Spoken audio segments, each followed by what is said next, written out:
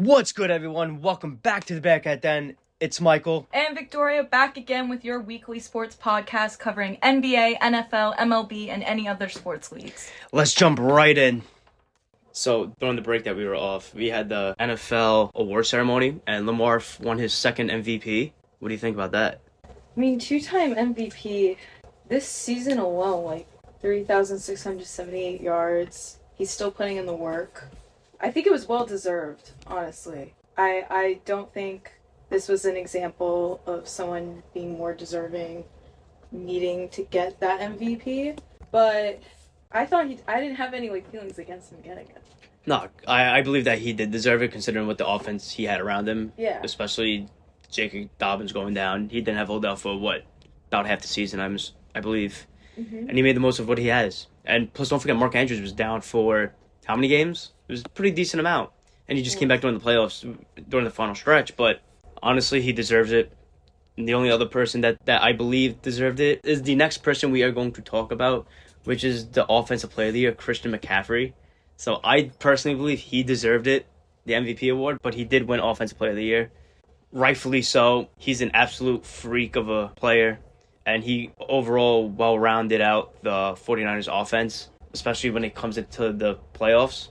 I believe he had 2 touchdowns per game during the playoff stretch, correct? Or I believe so. And then in the Super Bowl, died down a little bit. Yeah. I don't believe the Super Bowl was his strongest game, Mm-hmm. but I don't think it should be taken as a reflection of his overall season. No, 100%. I think overall season, he pulled his weight, we saw in the offense, but I do think he fell short a little bit in the Super Bowl. Yeah, I agree. Unfortunately. I mean, they were doing the run game in the Super Bowl, but they somewhat steered away from it, but that's a conversation for later. Yeah. But still, a very impressive season. Also, you can also throw Tyreek Hill up in that conversation too, but considering what he's done this year with Tua, Tyreek Hill having about 1 yard shy of 1,800 yards with 13 touchdowns, we haven't seen a player like that since, prime Antonio Brown, I'd say. And if he was healthy for the games that he was out, he would have had, probably cracked Calvin Johnson's record of 2,000. Yeah. I think he would have, 1,000%. Especially Mike McDaniel's offense being around him and him only, I feel like. And Mostert, but that's about it. Still a very impressive season, honestly, for all things considering. What do you think? I think so. And not to change topics, but... Oh, so we're going to jump into Comeback Player of the Year right now? I kind of want to. Okay, so Comeback Player of the Year is Joe Flacco, who's the Browns, who, came off the couch and, tore it up in the NFL over the last, 6 games, I think? 7 games? 7 games, yeah. Still a very impressive season, but I believe that it wasn't deserving. But the question is, who would be more deserving? I think Breece Hall. Why? A little bit. I mean, that ACL injury, thought he wasn't going to come back. I think he did. I mean, weeks 13-18, 425 rushing yards, 38 receptions, 271 receiving yards. I think overall, he's been on track. And this is the 4th year, I want to say, the Jets have taken on a running back in the drafts, offhand. What do you mean, first round talent? Well, first, second round talent? Yeah. I mean, I know the Jets drafted depth guys, but nothing too... Because the last running back before Breece Hall was... Carter? Yeah, it was Carter back then, but Carter proved that he could be the backup to Breece from last year. I just think Breece had a turning point, around week 13. Mm-hmm. I think he came back. He, healthy. He went in with it. I mean, that's when he kind of saw, just taking on more on the field. I mean, I feel like we've seen it since, week 1 against the Bills during that 9-11 game. He cracked over 120 with over 10 carries. And also, the thing is that he was also on a snap count at the time because he was splitting carries with Dalvin Cook because they didn't know if his knee would hold up. It clearly showed that he didn't need a snap count at all, but it's just all the coaching staff at this rate. But also, you can make the case for Baker Mayfield, to be honest, but, again, he's coming off of a quote-unquote being benched. Like a Geno Smith type of thing. Yeah. You can make an argument for both guys, but I do agree with you with the Breece Hall deserving it more than Flacco. I'm not... I'm giving what credit's due. Flacco did a great job coming into the system right away. He did. building up the chemistry, especially with Njoku during those last few weeks. Mark Cooper as well before he went down for like a week or two during the season. Mm-hmm. But again, I still think it should have been Breece Hall. I don't know if that's me being a biased Jet fan, but I mean, I wouldn't really consider myself a hardcore Jets fan. I agree though. I think he started off the season strong. He progressed throughout. Mm-hmm. You know, he put in the work in the last few games. Even when they broke their winning streak when they played the Patriots, he still had the 50-yard run in Week 18. He still pushed through, but do you think Mayfield is going to transfer to the Bucs? What do you mean? As in if he's going to resign? Yeah. I don't see why not. They have to. But the thing is that Baker has to think about his teammates around him, because also Mike Evans, who's their star wide receiver, is also a free agent, and he's probably going to command, at least $20+ million a year. Yeah. But the thing is that sure. Baker Mayfield, you can make the argument about $40-45 million, because that's what your typical average quarterback now to be paid. Shockingly. I think they'll work it out in some way, but I'm pretty sure Baker will return to the Bucs, especially if he fit the system pretty well. Yeah, I think so too. I think he's going to return. Now, the Defensive Player of the Year, Myles Garrett from the Browns. What are your thoughts on that? Because I don't think Myles Garrett is too deserving of that award, because there are two better players that I believe are better than Myles Garrett. And the person who I think should have won that award was TJ Watt. TJ Watt was predominantly the better player, and especially on the field in a not so great defense. About middle of the pack defense, I'd say. Yeah. When he's not on the field, the defense is completely diminished, I feel like. But when TJ Watt is on the field, he makes his presence known. His stats don't lie. And all things considering, he is an absolute animal who could pass rush the quarterback very well. Yeah. What are your thoughts on that? Stats don't lie. But... I mean, listen, TJ Watt had 19 sacks, an interception, and the touchdown. Myles Garrett, on the other hand, had 14 sacks. But again, that defense is top 5, I'd say, this year. Yeah, I mean, Garrett's tied 7th, so... Yeah, so, I feel like I know Garrett is on the better defense, but the thing is that I don't feel like if his presence was gone, the defense would shift in the way that the Steelers' defense shifted when Watt was down. But does that really speak to them as players or just the team overall? I mean... I think that's more telling about the defense as a whole than necessarily them as individuals.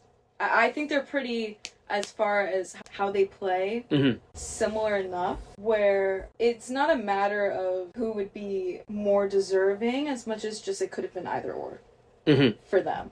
But do you think the needle should have shifted over to TJ Watt over Myles? But even besides for TJ Watt, you also had Max Crosby, again, from the Raiders, who had a dominant season. Yeah. And I think that season of his career, I believe, yeah, he did. I mean, he had 14.5 sacks, about the same impact as Myles Garrett on the less defense. Argument can be made, I feel, for all three. I don't think one of them stands out too much more than the other. Really? Not really, no. I think TJ stands out a little more, because his name is just like... It's not just the name, it's just his play style. Again, I said, he's an absolute, game changer of a player. And without him, the defense is, somewhat nothing to an extent. I do agree with that. I think it speaks more to the team, though. I think it speaks more to the Steelers as a team than it does to him specifically. Because I don't know if it would be true if he were somewhere else. If he would stand out as much. I mean, I think so. I truthfully believe so. Give it to him. Just a hater, I guess. And then you have your 2 Rookie of the Years, which was both Houston Texans, being the Offensive Rookie of the Year in C.J. Stroud and Defensive Rookie of the Year, Will Anderson. Let's go to C.J. Stroud first. Rightfully deserved. Yeah. I believe he changed that team around in a complete 360, made the playoffs with him, with the first-year head coach being DeMeco Ryans, which we'll talk about afterwards. But C.J. Stroud's just an absolute animal, especially at one point during the season, he was considered in MVP conversations before he got hurt, which is absolutely insane. When was the last time a rookie quarterback was in MVP conversations? I can't think of any in recent memory. Either. No, I've been a fan of him since he signed on. 23 touchdowns this season, 5 interceptions. I think he was a game changer from just the moment he came into football today. Listen, when Stroud played Bama in the championship game, I believe. Yes. I think it was a clear cut who was the number 1 pick. It was between him and Bryce Young, obviously. Yeah. But obviously we know now that Bryce Young was the first overall pick. But I feel like just watching that game alone, you're able to tell what kind of player Stroud is. And he's definitely a leader. He definitely is a game changer. And honestly, he was put into the perfect system. They run a West Coast offense, I believe, because it's coming out of the Shanahan tree, I believe. Yeah. So it's perfect. And especially they listened to him during the draft by drafting Tank Dell as well at the time, which you never hear about when a rookie quarterback says, I want to play with this guy who's also coming into the draft. But that's besides the point. Again, making the playoffs first year as a rookie, I think he's just going to get better and better from here. I truthfully believe that he's already a top 12 quarterback in the league right now, personally. Yeah. Obviously, arguments to be made, but... There are arguments to be made, but I think he's a contender for sure. Especially, he was in MVP conversations before. You could easily make the argument that he's top 12, if not top 15. Now let's shift over to the defensive rookie of the year, Will Anderson. What do you think about him being the former 3rd overall pick, Will Anderson, out of Bama? What do you think about him? Do you think that award was rightfully deserved, or do you think somebody else made the case? I think it was rightfully deserved. First year as a rookie, he had 7 sacks, 45 combined, and 16 assists. Again, it's great numbers for a rookie, but... It's great numbers for a rookie. They're not the best numbers. I just can't comparatively... For a rookie, like, putting that into perspective, I think it's good. I don't necessarily know if I have a pick for somebody I would think should have gone instead, though. I mean, honestly, you can also make the argument for former rookie out of Georgia, Jalen Carter. But despite the whole thing that was going on, I thought that coming into the draft and before everything came out, I believe that Jalen Carter was the clear-cut number 1 defensive guy in the draft at the time. Like, neck and neck with Will Anderson. I think this award could have went any way possible. But I believe that Will Anderson did deserve the award a lot. Especially, he's behind the defensive-minded head coach who's also under the Shanahan tree, DeMeco Ryans. That Niners defense back in 22 was great, and rightfully so, because of DeMeco. But I feel like that he fit right into place in that system and just took off from there. He's just going to get better, honestly. He's a speedy, athletic freak. He is. Well, I think he would have gone it even if everything didn't go down with Carter. Carter had 6 sacks this season. He's a strong player, but I think Anderson is a little ahead of him in that sense on the field, but also just like you could see this isn't the end. Like he's not going to like just hit his peak now. He's a rookie. No, yeah. He's already there. Like he's going to keep going. I mean, I think even if Carter was possibly going, like in the talks to get it, Anderson still would have deserved it. Agreed, especially now in free agency. They have a lot of money and they could splurge out on the defense, offense, whatever they need. But that's a conversation for another episode on the pod. Now, Coach of the Year being Kevin Stefanski from the Browns. What do you think about that? Because I'm not necessarily happy with it because I feel like the Browns played a little bit better this season compared to some other seasons they've had, but I don't think it was still a phenomenal season enough to garner placing props on the coach. I mean, I feel like that Stefanski obviously is a great coach. 4 quarterbacks going down, Colin and Joe Flacco. Yeah. Just to jump into the system. Majority of their O-line got hurt throughout the whole season. Defense was also hurt as well for some parts of it. But regardless of the injuries, and don't forget, they still made the playoffs as well. But I think that great coach, not knocking what he did, but I feel like somebody else should have been more deserving of the award. Yeah. But you can make the argument for that as well. I personally believe that it should have been DeMeco Ryans, or a close second would be Dan Campbell from the Lions. Because I feel, DeMeco Ryans, like I said before, I feel like that he was more deserving of the award because he took that team and did a complete 360 with it. In the beginning of the season, they were projected to be a top 5 pick, one of the worst teams in the league, and he just proved everybody wrong by having a winning record and making the playoffs as well. So I think he's doing a great job down there, and this is just the beginning for him and his staff.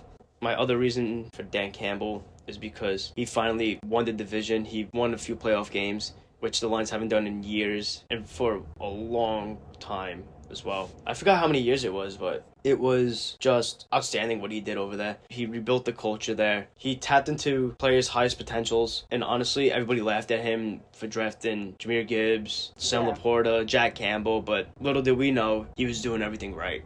And also, the biggest question in the season was Jared Goff, too. But obviously, we see that he is still a good quarterback in this league. It was just that his time in LA expired.